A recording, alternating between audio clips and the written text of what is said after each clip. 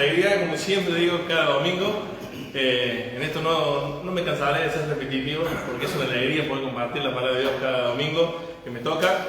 Y qué hermosa la alabanza, qué hermoso todo lo que hemos podido hacer desde el comienzo de esta mañana para adorar al Señor. Así que también le envío un saludo a los hermanos de allí del Zoom, de Reunonía. Dios les bendiga.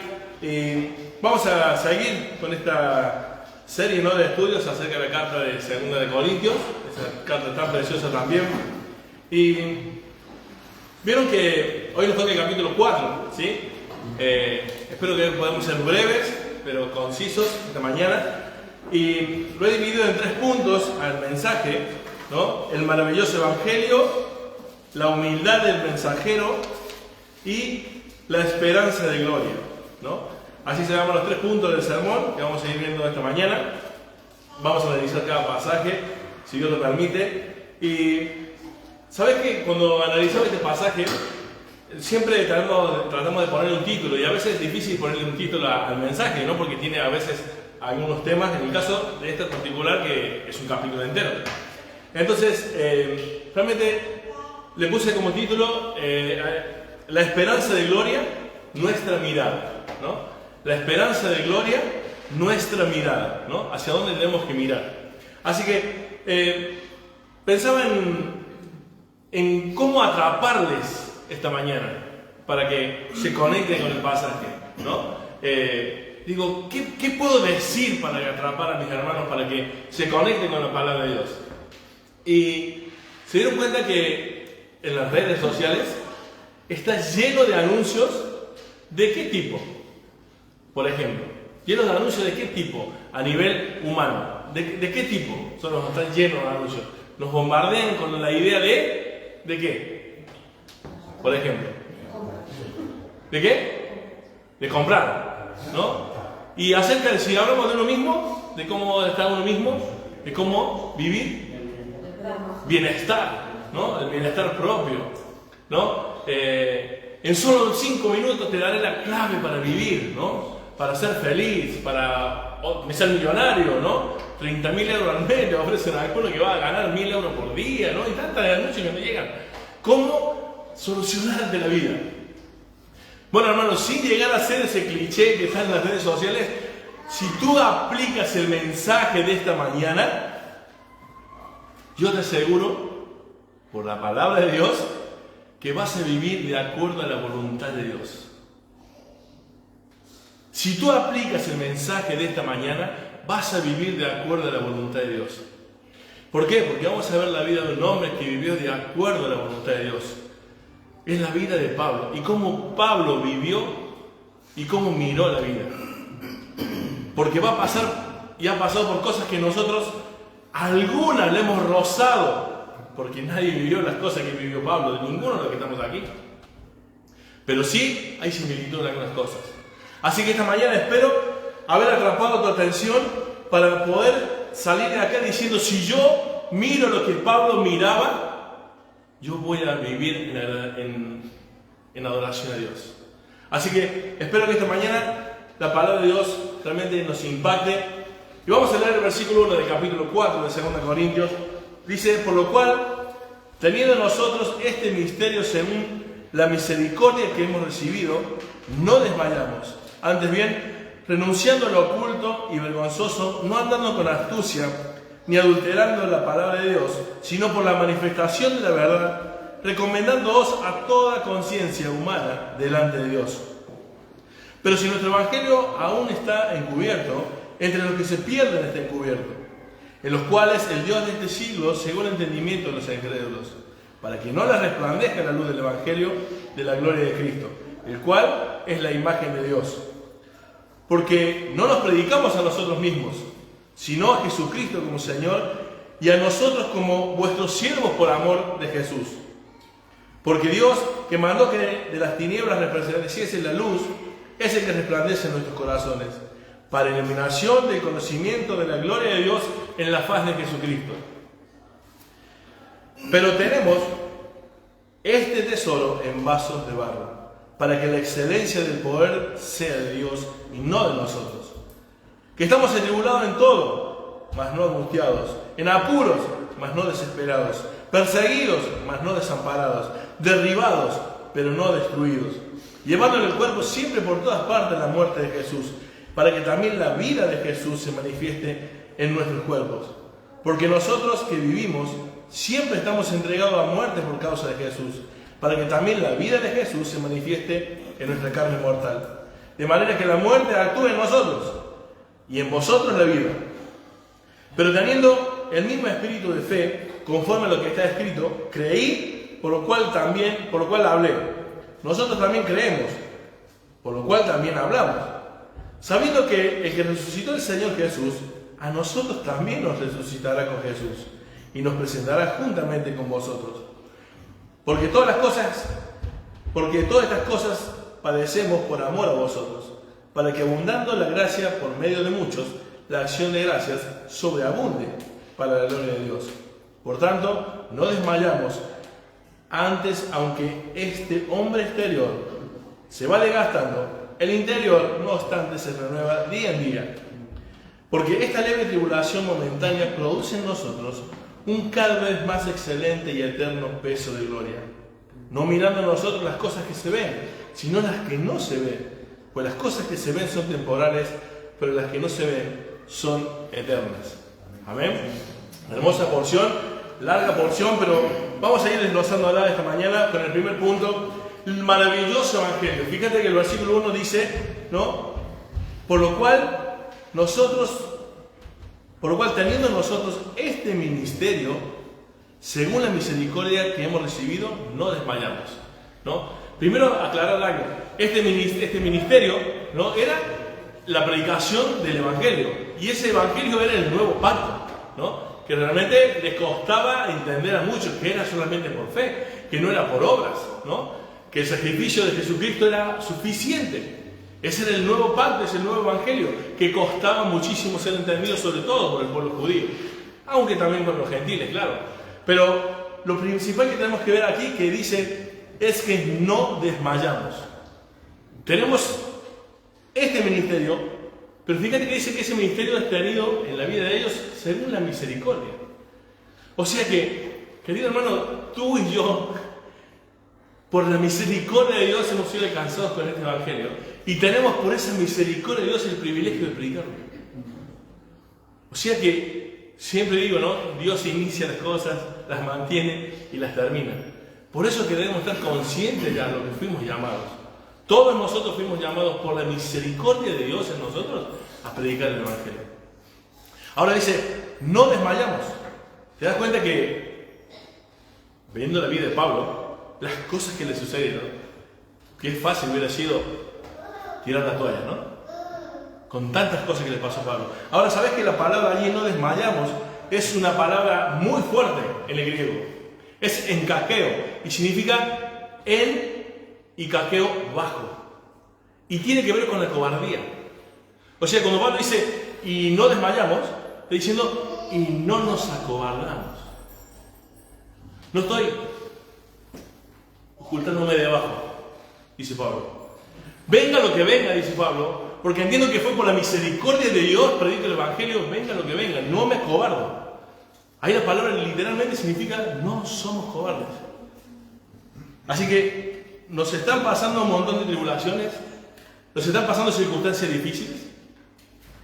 Imitemos a Pablo, no nos acobardemos, hermanos.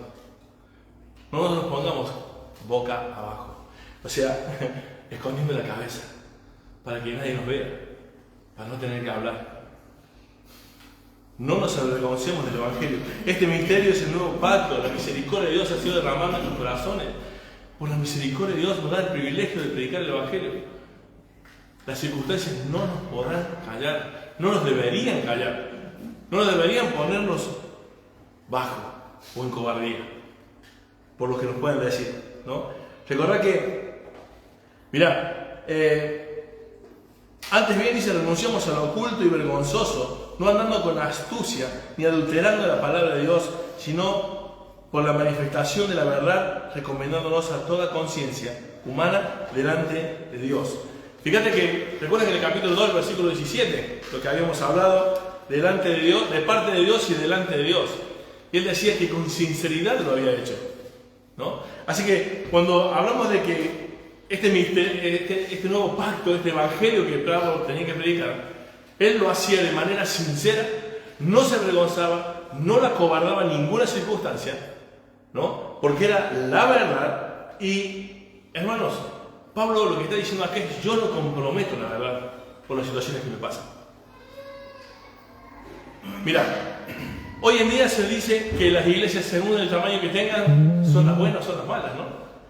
¿Cuántos son? Somos 40. ¿Y cuánto hace que está? 5 años. Uy, algo están haciendo mal. Nosotros hace 3 años que estamos y somos 100. Y así, y es comparativo, y es calidad, cantidad, hay mil especulaciones. Pero claro, este evangelio, Pablo dice: yo he renunciado a todo lo oculto y vergonzoso por la verdad del evangelio. ¿Sabes qué está diciendo Pablo? Yo no me adapto a las modas, no me adapto a los nuevos evangelios, no me adapto a las formas que puedan hacer para atraer a la gente con una enseñanza falsa, con tratar de ser más. Hermanos, jamás te avergüences del tamaño de tu iglesia. Vamos a dar gloria a Dios que los que estamos seamos ovejas y no cabras. Que de esta iglesia no tenga que decir Dios acá a la derecha y acá a la izquierda. Que digan todos son de un lado, todos ovejas. O todos ovejas. Porque no digan, mi nombre a mí, dice. No, que todos seamos ovejas. No importa el tamaño. Lo importante, ¿sabes qué? Es que llevamos 5 años y no hemos comprometido la verdad. No hemos adaptado a la iglesia a una discoteca. No hemos adaptado a la iglesia a un teatro donde aquí se paran unos showman. Debemos seguir predicando la verdad aunque ofenda. Debemos predicar la verdad con el ejemplo. Debemos predicar la verdad siempre, cual sea, por más que sea difícil de entender. Así que lo que está diciendo Pablo acá es que no usaba de astucia. Esa palabra astucia, también cuando te la pones a investigar, es muy largo el contenido de la astucia. La astucia significa en conocimiento o en inteligencia o en sabiduría, pero por debajo. O sea, Pablo está diciendo: yo todo el trabajo que estoy haciendo no lo hago con una sabiduría, con una motivación oculta. Por eso dice: yo he renunciado a lo oculto y a lo vergonzoso. No estoy usando la astucia. Solamente hay 2 versículos en el Antiguo Testamento, en Proverbios y en la Septuaginta, usado de una manera positiva la astucia. Los demás pasajes que hablan de la astucia en toda la Biblia se hablan en forma negativa, ¿no? Entonces Pablo está diciendo que él no está usando nada en todo el trabajo que hace que sea sin escrúpulos, que sea carente de sinceridad.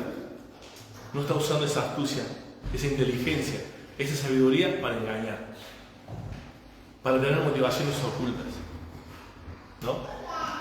Y estas cosas podemos llevarlas a 2 planos, querido hermano. Es aquellos que ministramos y los que estamos sirviendo a Dios, ¿por qué lo hacemos? Y aquellos que recibimos la enseñanza y el servicio de los demás, es ¿por qué estamos aquí? Y en ambos lados nos podemos engañar los unos a los otros.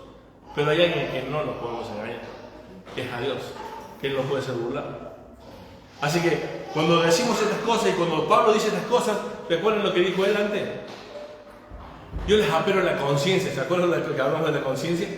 Y ahora, como está diciendo el versículo 2, dice: sino que recomendándonos a toda conciencia humana delante de Dios. O sea, Pablo le dice: a ver, ustedes analicen toda mi vida, analicen todo lo que yo he hecho. El Pablo decía de sí mismo que él era sincero y hablaba de parte de Dios y delante de Dios. Ahora le dice a ellos: nosotros no vamos con astucia, no vamos haciéndonos acá con motivaciones ocultas, somos abiertos, somos cartas abiertas, hemos hablado con sinceridad. ¿Y ustedes qué dicen? A ver, piensen, usen la conciencia, dice Pablo. Miren mi vida y miren lo que yo estoy haciendo, miren lo que digo. Ahora, hay una característica. Dice, delante de Dios. ¿Sabes por qué? Porque yo puedo tener una conciencia que diga: este es un sinvergüenza. Pero delante de Dios, te puede llegar a parecer a ti un sinvergüenza, o que te ofendió, o que esto y lo otro, pero si delante de Dios es aprobado, no importa lo que diga el hombre. Por eso es la recomendación de Pablo de decir, a ver, lo que yo soy, lo que estoy diciendo, y mi servicio, conscientemente díganmelo, pero delante de Dios, ¿qué? ¿Podemos decir lo mismo de Pablo, queridos hermanos, nosotros? Lo mismo que Pablo podemos decir de nuestra vida. Si a alguien le tuviéramos que preguntar, usar la conciencia, Gerardo, Estefi, usar la conciencia y decime, ¿qué ves? Delante de Dios. No si te caigo bien, si no te caigo bien. Lo que digo y lo que hago. Gloria a Dios que podamos decirle eso a cualquiera entre nosotros y podamos glorificar a Dios. Que no ven en nosotros astucia, ni engaño, ni oculto, ni nada vergonzoso. Amén. Así que Pablo nos enseña un montón. Y todo esto es por el maravilloso Evangelio. Y va a empezar a decir sobre el Evangelio. Fíjate lo que dice el Evangelio. Pero si nuestro Evangelio está aún encubierto, entre los que se pierden están encubiertos. Pablo podía hacer todas las cosas bien, pero hay gente que no creía en ese Evangelio. Hay gente que no va a creer en el Evangelio. Por más vida que tú vivas, espectacular, y es que hablar de Dios, gente que no va a creer. Gente que no va a creer tus palabras. ¿No te ha pasado todavía ya decir, escuchar que te digan, pero no me digas que todavía tú crees en esta estupidez de Adán y Eva? ¿Cómo que el matrimonio entre hombre y mujer? Todavía sigues, eres un troglodita. ¿Cómo que hombre y mujer? Tú eres un troglodita, tú no entiendes nada. Y la percepción, y mi percepción, y esto y el otro, ¿no? Hay gente que parece que todo lo que dice la Biblia aún le es una estupidez, no creen en ella. Este nuevo pacto, este evangelio que nosotros predicamos, no va a ser creído por muchos. Ahora, hay una razón por la cual no creen. Fíjate lo que dice el versículo 4. En los cuales el Dios de este siglo cegó el entendimiento de los incrédulos para que no le resplandezca la luz del evangelio de la gloria de Cristo, el cual es la imagen de Dios. Hermano, ¿por qué rechazan el evangelio? Satanás ha cegado el entendimiento. ¿Recuerdan ese velo que compartió el pastor Julio el domingo pasado? Ese velo que los judíos tenían, ese velo era un juicio. Ellos no creían. Y hoy en día los incrédulos también tienen ese velo, eso que cubre. Y sabes que la palabra allí cegó, viene de una raíz, la palabra, este verbo, viene de una raíz que es tub, significa quemar y humear. ¿Sabes qué significa literalmente? Que tiene la cabeza llena como si fuera de humo. Cuando vos estás en un lugar lleno de humo, ¿puedes ver? No puedes ver nada. Hermanos, ¿cómo un incrédulo va a creer si ni siquiera puede ver? ¿Qué dice la palabra de Dios? El hombre natural no puede percibir las cosas que son espirituales. No puede. Y podemos hacer mil cosas, pero si no hay una obra milagrosa de regeneración por medio del Espíritu Santo, la persona no creerá, porque ni siquiera puede ver, menos va a creer. Ese velo tiene que ser quitado para que puedan ver. Así que, hermano, esto es muy claro en el Evangelio. El Evangelio puede seguir pareciendo una estupidez, pero el Evangelio es lo único que puede salvar nuestra vida cuando creemos en el Evangelio. Y el único que puede hacer que creamos el Evangelio y que el incrédulo crea en el Evangelio es Dios, que quita ese velo. Ahora, hermanos, podemos decir, bueno, entonces ¿qué culpa tienen si ellos están cegados por Satanás? La Biblia lo responde clarito, Pablo, en el capítulo 9 de Romanos, ¿no? El versículo ahí del 17 al 20, al 21, que dice que Dios es soberano para hacer lo que quiere con su creación y que el hombre es responsable de su pecado. ¿O no dice Romanos capítulo 1, versículo 18 y 25, que ellos tuercen, cambiaron, renunciaron a todo lo que era conocimiento de Dios? El hombre es responsable, pero también Dios escoge.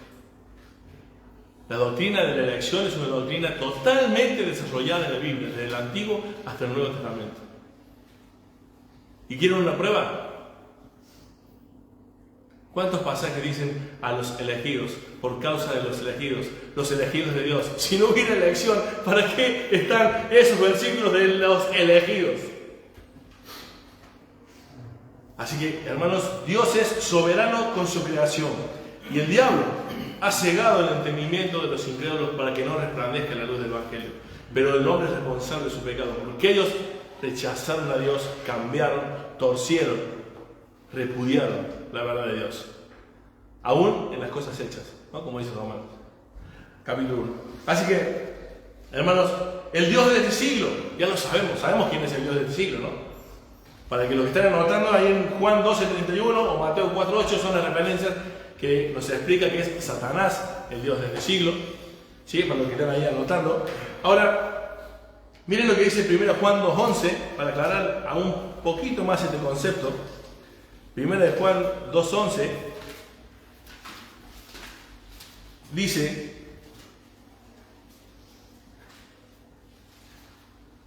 Primera de Juan 2:11. Pero el que aborrece a su hermano aún está en tinieblas y anda en tinieblas y no sabe a dónde va, porque las tinieblas le han cegado los ojos. Es para que entendamos ese concepto del cegado, ¿no? ¿Cómo están cegados? Andan en tinieblas. El que anda en tinieblas dice no sabe a dónde va, porque tiene cegados los ojos, no entiende. Así que este concepto también es claro en la Biblia, que el incrédulo no le puede resplandecer la palabra de Dios, a menos que Dios intervenga. No puede creer porque ni siquiera ve. Así que, hermanos, tenemos un montón de mensajes aquí. Podemos seguir hablando mucho más de todas estas cosas, pero vamos a terminar allí en cuanto a este versículo número 4. Vamos al versículo 5. Y aquí en el versículo 5 me encanta lo que dice, porque aquí está el problema de muchas iglesias. Dice, porque no nos predicamos a nosotros mismos, sino a Jesucristo como Señor y a nosotros como vuestros siervos por amor de Dios, ¿no? Fíjate, Pablo vuelve a hacer énfasis en el maravilloso Evangelio. Los que predicamos el Evangelio no somos los maravillosos. Qué lindo que en esta iglesia los que se paran en el púlpito no se paran a contar sus historias, sus experiencias. ¿Has escuchado a algunos predicadores de la prosperidad y de la confesión positiva y todas estas cosas? ¿Has escuchado algunos mensajes solo para poder conocer lo que está pasando alrededor tuyo? Hay gente que va y viene al cielo como yo voy a la casa de mi mamá y de mi hermano. No, que como el otro día tuvo que Jesús en el trono, o sea, así. Van y vienen al cielo, van y vienen al infierno, ¿sabían? Hay gente que vio al Chavo del 8 en el infierno, a Kiko, y empiezan a contar sus historias. Hay gente que visita a los hermanos en su casa, espiritualmente, y cuentan. No, porque yo, ¿sabes qué? En el espíritu me llevó a la casa de Edward y vi su situación y por eso tengo una palabra profética para él. Y la gente dice, no. ¿Así? Cuentan sus historias. Y Pablo dice, porque nosotros no nos predicamos a nosotros mismos, sino a Jesucristo. No permitamos que nunca de este púlpito salga anécdotas e historias. Que nos prediquen de Jesucristo y a este crucificado. ¿Sabes por qué? Porque ninguna anécdota, ninguna experiencia va a salvar a nadie que esté escuchando eso. Solamente va a salvar el Evangelio de Jesucristo. Por eso es que la predicación de toda esta gente es tan fraudulenta y es tan peligrosa.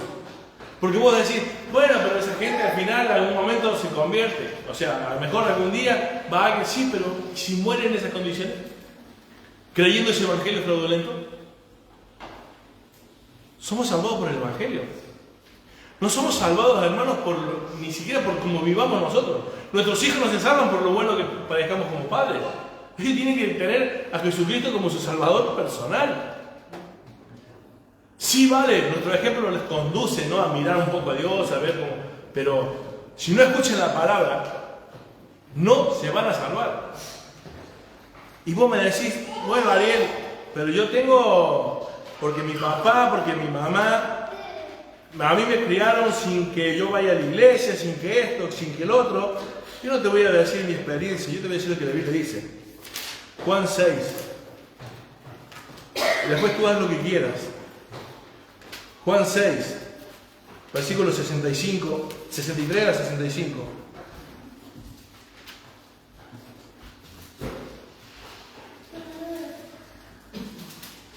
Mira, el 60 dice, al oírlas, muchos de los discípulos dijeron, dura es esta palabra, ¿quién la puede oír?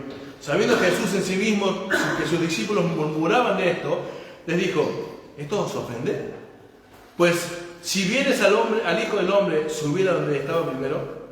El Espíritu es el que da vida, la carne para nada aprovecha. No hay nada importante y súper maravilloso que te pueda aportar bien en la vida que salve a tu hijo, a tu esposa, a tu pariente, a nadie. La carne para nada aprovecha. Fíjate lo que dice, las palabras que yo os he hablado son espíritu y vida. Es por lo único que se van a convertir. Igual con negarles escuchar la palabra de Dios, aún con nuestros hechos, pero ellos tienen que escuchar la palabra de Dios, porque los hechos en nuestra vida no los van a cambiar. Tienen que conocer el Evangelio, tienen que escuchar el Evangelio, y algún día, si es la voluntad de Dios, se convertirán. Pero no le puedes negar el Evangelio. Es tu responsabilidad y la mía de hablar del Evangelio a todas las personas que tenemos al lado. Si tú le niegas el Evangelio, estás negándole la posibilidad de que sean salvos.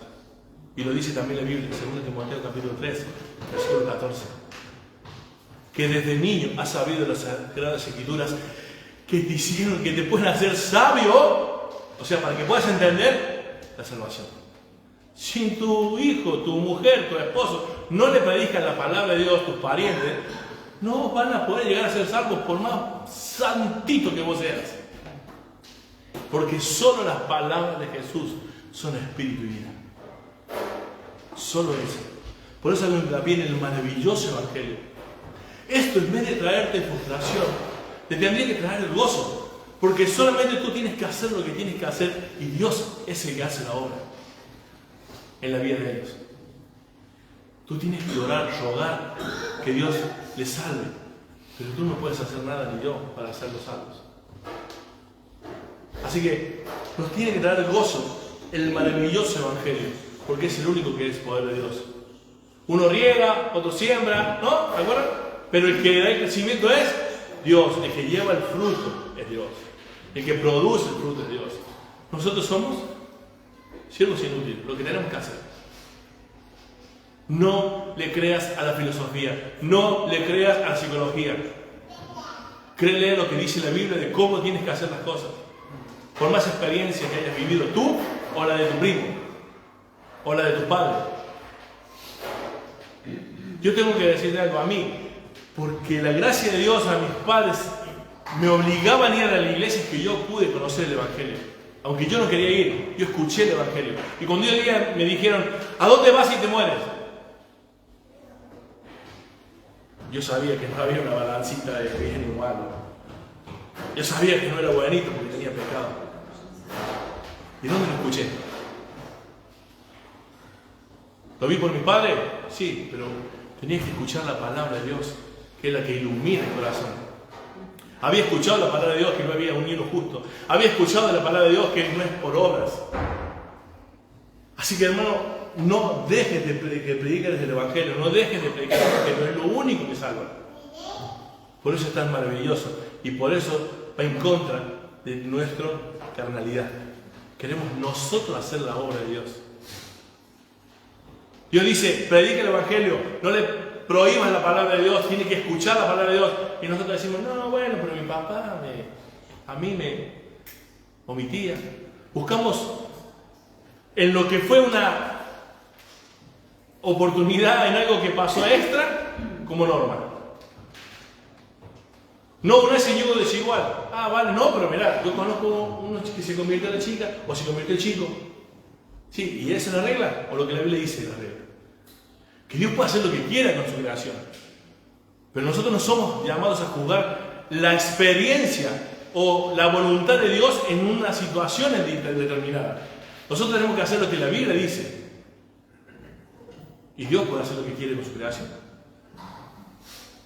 Y por eso ocurren cosas que, ay, ¿cómo puede ser? Mira, que gloria a Dios, menos mal, qué misericordia. Pero eso no es la norma. Esas son las excepciones. Y Dios, como creador de todo, las puede hacer. Pero vos y yo no lo tenemos que basar en ello, sino en lo que la Biblia dice. El versículo 6 dice: porque Dios, que mandó de las tinieblas resplandeciese la luz, es el que resplandeció en nuestros corazones para la iluminación del conocimiento de la gloria de Dios en la faz de Jesucristo. Broche de oro con todo lo que te estaba diciendo. Como que ni me haces caso, escucha el versículo 6. Porque el mismo poder de Génesis 1 que Dios dijo, hágase la luz, o sea, el poder de su palabra, es el mismo poder que va a actuar en la vida de tu cónyuge, tu hijo, en tu vida y en la de toda persona. ¿Más claro? No es lo que hagamos.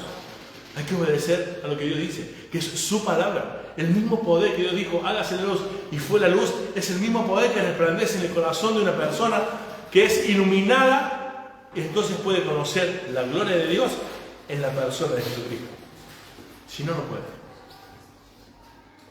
Es solo por su palabra.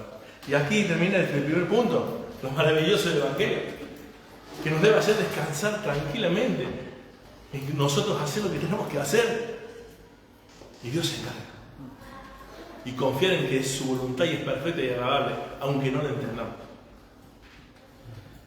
La humildad del mensajero también tiene que ver con el Evangelio, pero a mí me encanta el versículo 7, dice, pero, ¿recuerdan los peros de Pablo? Que siempre son problemáticas en la vida de toda persona que quiera hacer lo que quiera hacer y no lo que la Biblia dice. Pero si no entendés que el Evangelio es maravilloso, único e irreemplazable, también tienes que tener en cuenta algo, dice Pablo. Pero este tesoro, el Evangelio, está en vasos de barro, para que la excelencia del poder de Dios, sea de Dios y no de nosotros. ¡Wow! ¿Recuerdan los pasajes que decían, lo necio del mundo escogió Dios? ¿Cuántos hay que son sabios, que se creen sabios aquí, no? Si estás aquí es porque eres, como seguro alguien que eras vil, necio y despreciable. Y Dios es el capacita, el que te capacita. Dios, como dice esa frase que sabemos escuchar, Dios no llama a los capacitados, sino capacita a los que llaman. Porque a los que llaman, por más que sean algunos reyes o algunos poderosos, dice la Biblia, no soy muchos. O sea, Dios puede llamar a alguna persona así, pero no soy muchos, dice. Sino que lo necio, lo vil, es lo de la mayoría. Los que estamos acá, yo no veo ningún poderoso, ningún varón, ninguna nobleza aquí, ¿no? Bueno, entonces sos de la otra banda, somos de la otra banda. Lo vil, lo menospreciado, la escoria, gusanos. Pero tenemos un tesoro. Somos los más ricos de la tierra. Tenemos el precioso y más valioso tesoro que existe, es el Evangelio. ¿Y por qué Dios hace esas cosas? ¿Por qué no Dios manda ángeles a predicar? En vez de usarnos a nosotros, con tanta imperfección. Porque por eso se llama la locura de la cruz. Por eso el Evangelio no es creíble, porque siempre tiene que depender de nosotros. Y Dios dice, ¿de ti? ¿De ustedes?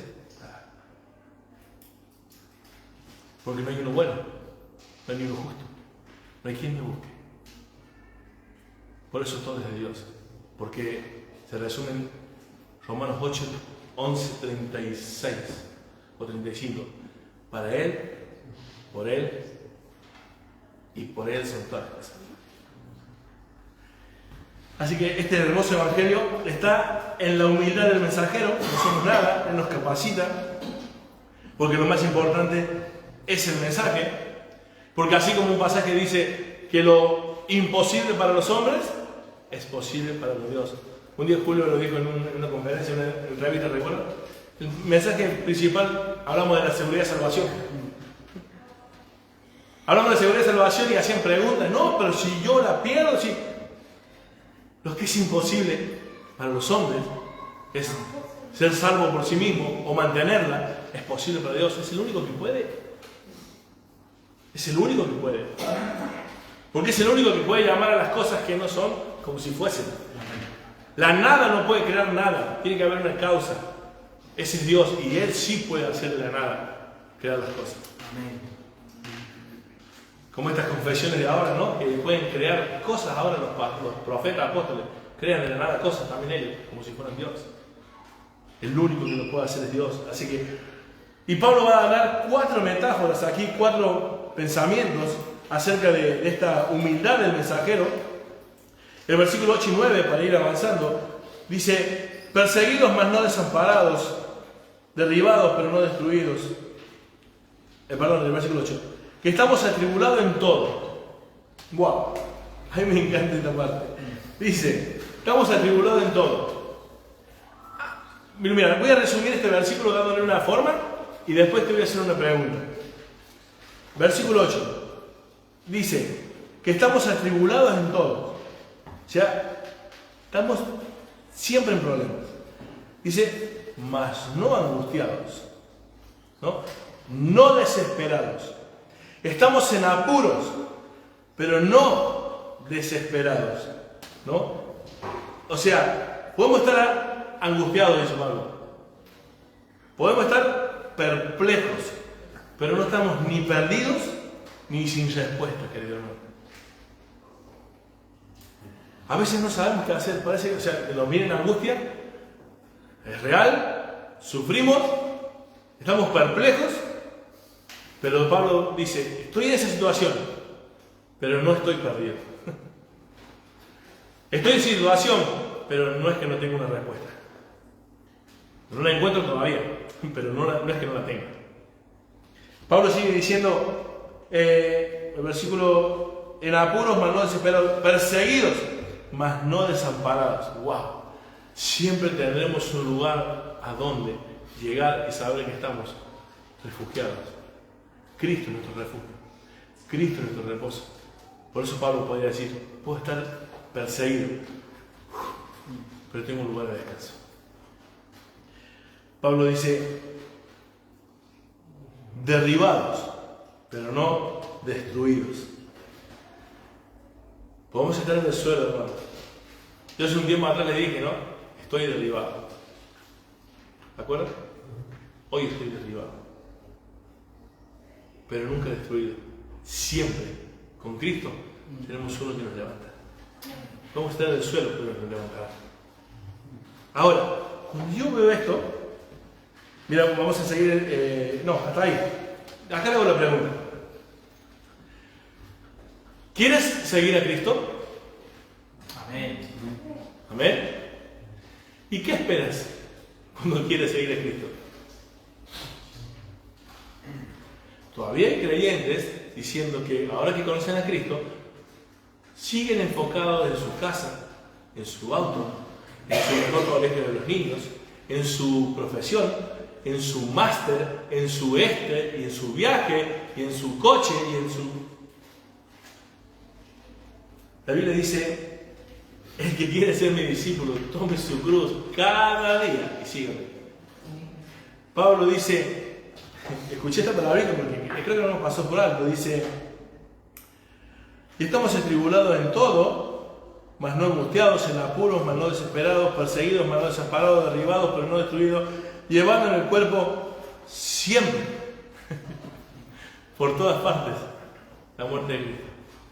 Siempre. La aflicción de Pablo fue permanente, querido hermano. Aún así podía vivir y decir que estaba en gozo y en contentamiento, pero siempre sufrió algún motivo de ellos. Algún momento de apuro, algún momento de persecución, algún momento de angustia, algún momento de estar derribado, siempre. Cuando has venido a Cristo, ¿a qué viniste? ¿Te has creído el cuento de los predicadores de la prosperidad? ¿Es ahora aquí tu mejor vida?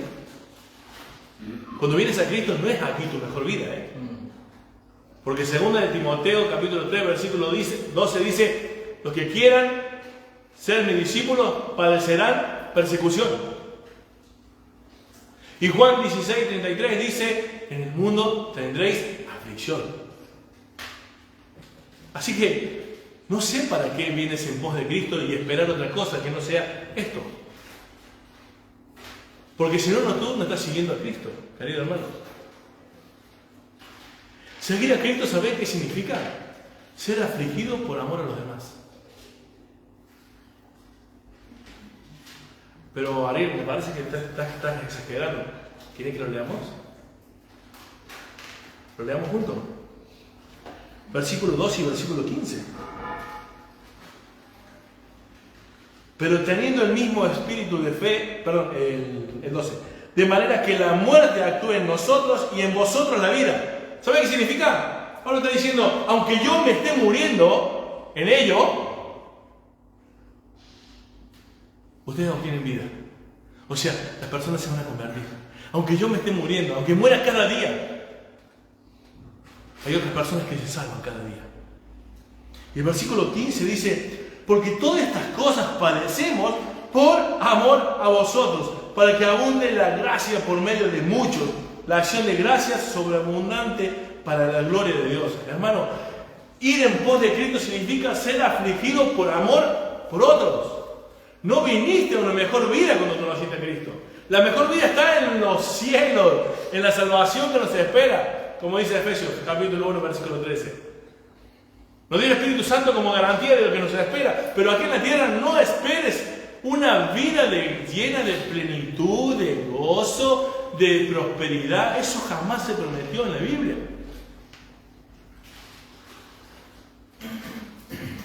Por amor a vosotros padecemos todas estas cosas. Así que tenés que plantearte muy seriamente: ¿por qué vas en pos de Cristo? Porque quizás todavía te has creído el Evangelio de la prosperidad. ¿Sabes qué problema tengo con estas cosas? Es que muchos dicen: lo que te acabo de decir la semana que viene lo puedes repetir, pero en la vida diaria no lo crees. Porque vas tras estas cosas que el mundo va. No es lo mismo que Dios te dé una casa, que te dé el coche, que puedas dar una buena educación en un buen colegio a tu hijo, pero que vos no hayas abandonado en ningún aspecto de los requerimientos de Dios a tu vida, de tu llamamiento, de lo que Dios te está pidiendo. Porque Dios a algunos le da dinero y los mantiene en abundancia. A otros no, esa es su voluntad. Lo importante es que tú te enfoques en las cosas que el Dios de este siglo ha creado, las ideologías, las filosofías, las psicologías y todas las teorías que están, hermano, están dirigidas para enfocar la mirada en otra cosa que no sea Dios. Y hay cristianos que vienen del domingo así, a tratar de tener luz, y llega el lunes a ponerse la venda porque no se van a querer dar cuenta que yo soy creyente. Porque igual ya no me dan horas extra, ya no me renuevan el contrato, ya si no salgo con los que salen a hacer lo que hacen, igual ya no. Hermano, la humildad del mensajero es entender que nosotros somos llamados a vivir en aflicción por otros, porque por eso vamos a padecer persecución, angustia, tribulación, perseguidos, traiciones. Ese es el Evangelio. Yo sé que alguno está diciendo ahora: bueno, Ariel, pero ese fue Pablo. Nombrarme a alguno de los demás apóstoles o predicadores del primer siglo de la iglesia. ¿Quién terminó de otra forma? ¿Quién vivió de otra forma? Ninguno. Todos padecieron. Todos sufrieron. Todos fueron muriendo cada día. Pero más conocían la vida cada día, que es en Jesucristo. ¿Sabes que yo entiendo que muchas veces, por amor, suelo escuchar: bueno, Ariel o Julio, Iván, Ezequiel, cualquiera, no me estoy poniendo como ejemplo, cualquiera. No lo hagas. Lo haga otro. Déjalo. Yo hasta aquí llegaría, Yo después ya... No es lo que reflejan las personas que van en pos de Cristo. Las personas que reflejan la vida de Jesucristo es que mueren cada día, envejecen cada día más y quizás más rápido que otros, pero lo hacen por amor y para dar vida a través del Evangelio. Ahí está ese exagerado. ¿Quieren que lo leamos? Versículo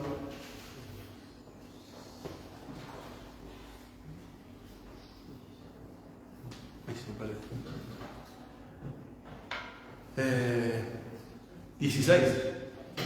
Por tanto, no desmayamos. Otra vez, como comenzó Pablo, no desmayamos. No somos cobardes. No somos cobardes, aunque nuestro hombre exterior se va desgastando, el hombre interior, no obstante, se renueva día en día. Ya vamos a ver por qué se renueva, pero se va desgastando día a día. Hay mucha gente que me dice, o que te puede decir, duerme más. ¿Por qué te levantas el único día que puedes dormir temprano para estudiar? ¿Por qué te levantas? ¿Por qué no lo hace otro? ¿Por qué tienes que predicar así? ¿Por qué tienes que predicar el domingo a la tarde, el domingo a la mañana, el jueves, el miércoles, el martes? ¿Por qué? ¿Por qué? ¿Por qué? Por amor. Porque tenemos que seguir los ejemplos de nuestro Maestro, el Señor Jesucristo, que no vino a ser servido, sino a servir. Porque como dijo Pablo al principio,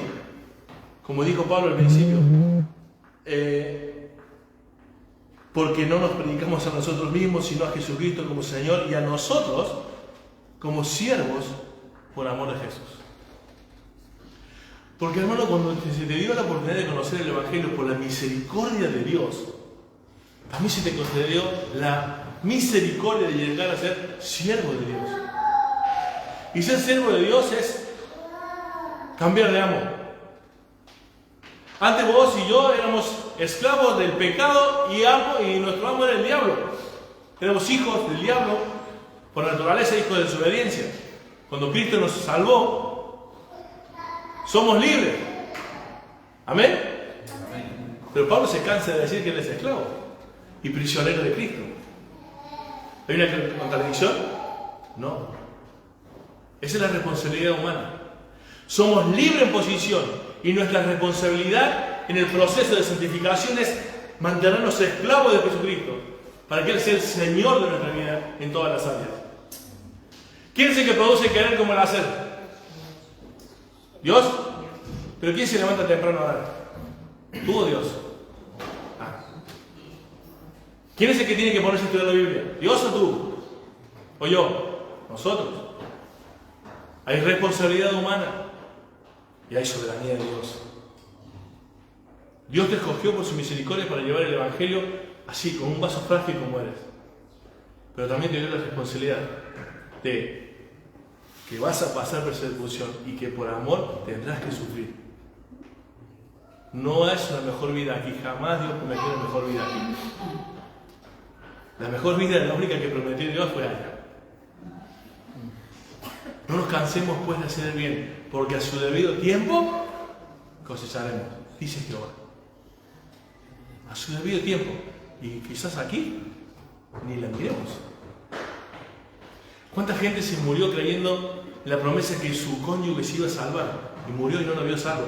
Pero la familia que queda lo vio, que llegó a los pies de Cristo. O sea, debemos confiar. Nosotros tenemos que hacer lo que tenemos que hacer y Dios se encarga. Vamos a terminar. Versículo 16 es la esperanza de gloria, ¿no? La esperanza de gloria. ¿Por qué? Porque dice, porque esta leve tribulación momentánea produce en nosotros un cada vez más excelente y eterno peso de gloria, no mirando a nosotros las cosas que se ven, sino por las que no se ven, pues las que se ven son temporales, pero las que no se ven son eternas. Querido hermano, Pablo nunca se adaptó a las culturas, nunca vendió la verdad. Él nunca desmayó, nunca se acobardó. ¿Sabes por qué? Porque él miraba todas las situaciones que estaba viviendo en su vida y si las consideraba con lo que le esperaba en los cielos, decía Pablo, va, mi casa. Pero me llama la atención que Pablo dice, mirá lo que dice, a mí me digo, ¿cómo puede decir este hombre estas cosas, no? Dice, ¿por qué esta leve tribulación? ¿A usted le parece leve lo que pasó, Pablo? Sinceramente, azotado, tenía que andar escapando. Lo habían dejado ya como muerto en un momento. Dice, ya lo hemos matado, ya está. O sea, le daban por todos lados. Y él dice, leve tribulación. Hermano, ¿de qué nos quejamos nosotros? A veces decimos, no. Nos invitan a tal lado y decimos, no, porque tengo iglesia. Tengo iglesia. Este domingo. Y nos vemos como la gran tribulación que estamos pasando ahí, ¿ah? Dios, ¿por qué tiene que ser domingo la iglesia? Que tengo fútbol, que tengo que trasnochar el sábado a la noche y me tengo que levantar temprano. Porque si no la iglesia igual me van a decir, ¿por qué llego tarde? Tantas cuestiones que te dan vuelta en la cabeza, ¿no? Y eso consideramos como que, bueno, pero si voy, ¡ay, qué bueno cristiano que soy! ¿Ah? ¿O no? ¡Qué lindo! ¡Qué bien me siento! He vencido. Lo tienes que hacer por amor. No porque los pastores te digan que no llegues tarde, o que vengas, o que no vengas. Hazlo por amor, porque tenés un tesoro en tu mano. Porque por la misericordia de Dios fuiste cansado. Porque eres de barro, porque somos de barro. Querido hermano, ¿son leves? No. Ni son pasajeras. Se sufre. Jamás te voy a decir desde este púlpito, y Julio tampoco te dirá, ven aquí a la de Cristo que hay una mejor vida, hay un plan maravilloso para ti. Mentira. Vienes a Cristo, vienes a sufrir, porque vas a estar en una guerra espiritual con tu carne, con tu mente y con tu corazón. Pero a ti te esperaba el infierno como a mí. Sin embargo, fuimos salvados de él. ¿Cómo no vivir en el agradecimiento de él? ¿Cómo no batallar? ¿Cómo no vivir en victoria? Ahora, ¿cómo Pablo, sabiendo lo que ha pasado, y que ustedes han leído en la Biblia, cómo puede decir leve? Lo dice el versículo 18. Porque no mirando nosotros las cosas que se ven, sino las que no se ven. Pues las que se ven son temporales. ¿Qué son las cosas que se ven? ¿Qué son? Cuando abrí los ojos, ¿qué ven? No, yo vi mi mujer la veo. Temporales. ¿Va a morir? Si no me muero ya. Todo es temporal. Todo lo que tus ojos ven aquí es temporal, querido hermano. Por eso Pablo podía decir leve tribulación, porque si cuando yo miro a Julio y digo, Señor, es leve tribulación. Es leve tribulación. Con la gloria que me espera. No, broma. Hermano, cuando la luchamos entre los hermanos, cuando habrá peleas entre nuestros hermanos, cuando hay dificultad en el matrimonio, cuando hay dificultad con nuestros hijos, con todo lo que pasemos, pero si nos mantenemos en Cristo, sostenidos por la palabra de Dios, realmente la vamos a considerar leve. ¿Por qué? Porque no hemos puesto la mirada en esas cosas que son temporales, ya pasarán. Habrá angustia, habrá tristeza, habrá sufrimiento, pero pasarán. ¿Por qué? Porque en nosotros hay una esperanza eterna y excelente que nos espera, que es la salvación. Pero si vos como cristiano decís que vas a de Cristo y lo único que haces es mirar las cosas que se ven, jamás podrás decir, qué leve tribulación. Siempre vas a andar así, pobre de mí, ayúdenme, entiéndanme. Es que tú no eres joven, vos eres viejo, por eso no entiendes, me dicen algo. No. A mí me dicen, espabila, me dicen. No, hermano, yo no tengo que despabilar. Gracias a Dios he despabilado con algunas cosas de la Biblia. Así que, hermanos, quita tus ojos de todas las cosas que se ven Quita tus ojos de todas las cosas que se ven en este mundo, porque si no vas a vivir en tinieblas, vas a vivir con un humo delante, vas a parecer como un incrédulo que no puede ver las cosas de Dios. ¿Por qué? Hermano, permítame, déjame un minuto más. ¿Sabes qué es vivir mirando las cosas que se ven? Hay dos formas de vivir de esa manera y que no te des cuenta. ¿Sabes cuál es? Centrado en uno mismo y en las cosas exteriores. No, voy a decir, yo no voy tras la casa, tras el coche, ni la profesión, ni la zapatilla de mi hijo, o lo que fuera. No, yo no voy tras eso. Pero yo lo que hago, lo hago porque quiero.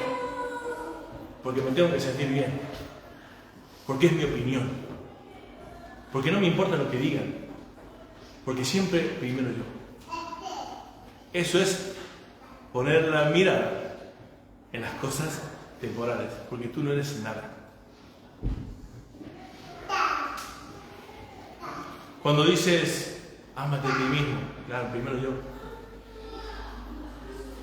No. Mirar a los demás como superiores a uno mismo. Así como tú te cuidas, cuida a los demás. Esa clase de amor se refiere al pasaje.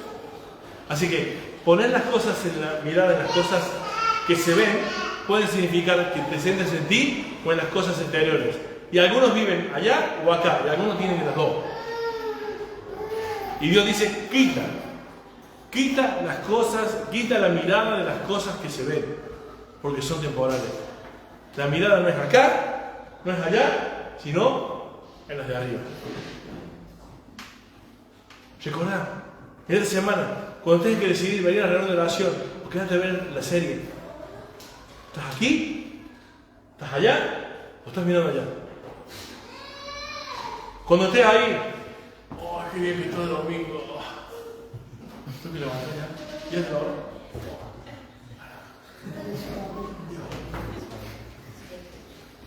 Y yo no entiendo por qué, si estás mirando para arriba. Le has dado lugar a la carne. Vivir bajo la influencia del Espíritu, hermano, para que seas victorioso. Amén. Oramos para terminar. Dios y Padre, te damos muchas gracias, porque cada día, Señor, es un Dios de oportunidades. A nosotros los que creemos en ti, Señor, a pesar de nuestras debilidades, nuestras flaquezas, Señor, tú eres un Dios de gran misericordia. Como tu palabra dice, eres rico en misericordia. Y con tu gran amor que nos amaste, Señor, aún a pesar de todo ello que tenemos en nuestra vida, tú, Señor, sigues al lado nuestro. Señor, gracias por esta oportunidad de tu palabra. Te rogamos que nos bendigas a todos los que estamos aquí, Señor, a todos los que están escuchando esta palabra. Y Dios, yo te ruego, Padre, que cada una de nuestras vidas, día a día, tomemos esa cruz, Señor, y podamos seguirte. Que cada día estemos dispuestos a morir por ti. Eso a veces significa morir a nosotros mismos.